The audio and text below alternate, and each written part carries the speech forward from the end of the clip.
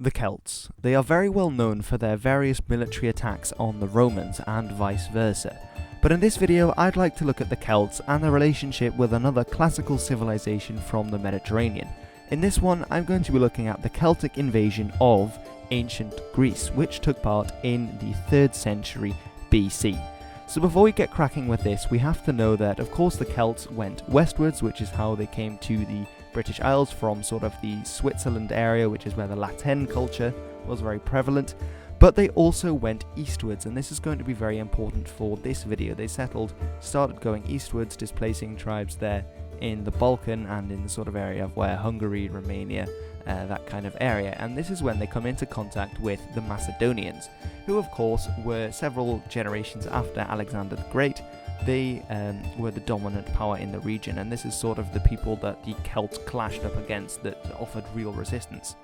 Now, before they actually fought against any of the classical cultures in the area, the Celts were fighting against a people called the Illyrians, and the Illyrians were a more native population of the kind of Balkan region, and the Illyrians had traditionally been enemies of the Macedonians, but now they were being attacked by the newcomers, by the Celts.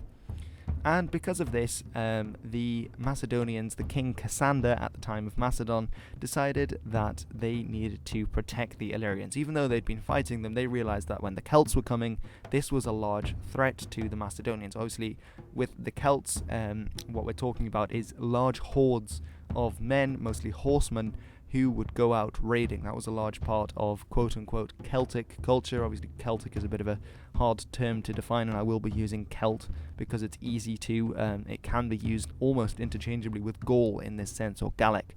But anyway, the king Cassander decided to side with the Illyrians, and he manages to beat back the Celts in the north of Greece, in Macedon, for a while. However, later on, after Cassander's death, and there is a new king on the throne called Ptolemy, and Ptolemy is captured by the Celts after losing to them in battle, and he is decapitated, which means that suddenly Macedon is no longer this bulwark against the Celts. Of course, Macedon is an area, a separate kingdom at the time, in the north of sort of modern-day Greece, that kind of area there. However, there was another nobleman called Sosthenes, and he actually rallied the troops of Macedon and fought off the Celtic invaders, who at that time were under a man called Bulgios. He was the big leader at the time. However, the Celts decided after this defeat that they had collected enough loot from Macedon, from pillaging the area, and from the Illyrians, so they just decided to go home. However, this isn't the end of the story, because even though Sosthenes had defeated one horde of the Celts, there were actually 3, and the second one then came along, under the command of a man named Brennus. And Brennus then defeats Sosthenes in battle and starts pillaging Macedon again, with a large horde of Celtic warriors. And he will continue to do so, and his goal was to go southwards into Greece. Of course, Greece was a classical civilization, which meant that there was a lot of nice loot for the Celts to steal. And when they were happy, they actually pulled back out of Greece and went back up north, once again to the sort of more Celtic lands in the more northern areas to the north of the Balkan. But they actually returned with a large army, and actually this is what the video is going to be about, the Great Expedition to Greece, as it's often called, or the Celtic Invasion of Greece. And this happened in around 279 BC, so we're talking 3rd century before Christ. And this was obviously a large Celtic horde under Brennus, this Celtic leader, and we are told by the sources that there were around 150,000 infantry, as well as almost 25,000 cavalry. However, it's thought that these figures were massively exaggerated by the Greeks, by Herodotus, for example, and they often did do this, the Romans as well. They would often invent a few 100,000 extra Celts on just to make their defeat seem even more glorious. In actual fact, it's thought that there would be around half of this number during the Celtic invasion, and it's important to remember that while some of them would be armoured warriors and properly trained, others would just be the servants of these people. So it's not like a professional army, it's more of a huge raiding party, if you will.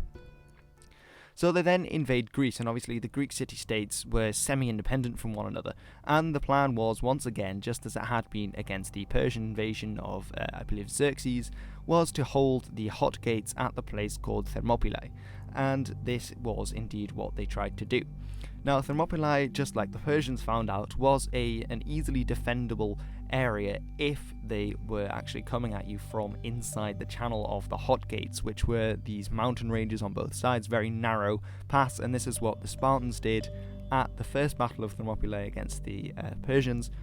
But if you could get around the top of it, then it wouldn't be great. Now, of course, the Celts were not as organized fighters as the Greeks. The Greeks had developed a very efficient system of fighting, a very more modern kind of sense of fighting in formation, in the phalanx formation, whereas the Celts were more horse-based kind of army, with different variations in that.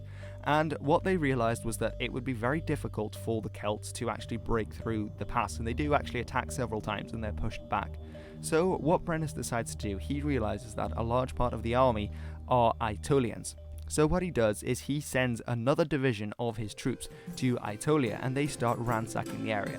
Now, when the Aetolians at Thermopylae find out about this, they are obviously wanting to go home to protect their families and their property, their farms. So they leave the army, and this leaves the army incredibly dilapidated and only a few in number now defending Thermopylae. And it's also because of this the Celts renew their attacks at Thermopylae, and they actually get shepherds, once again the treacherous shepherds, for some money. They lead them around the mountains at the top, and then they can attack the Greeks from the back, or so they thought, but the Greeks had already retreated via the sea because they knew things weren't going too well. So if we look at where Thermopylae is, the next target of the raiding Celtic army was Delphi. Now, Delphi was a very famous place in ancient Greece. It still is famous because, of course, the Oracle was there. But because the Oracle was there, there was also a lot of loot to be obtained there. And it's at Delphi that really things start to go wrong for the Celtic army.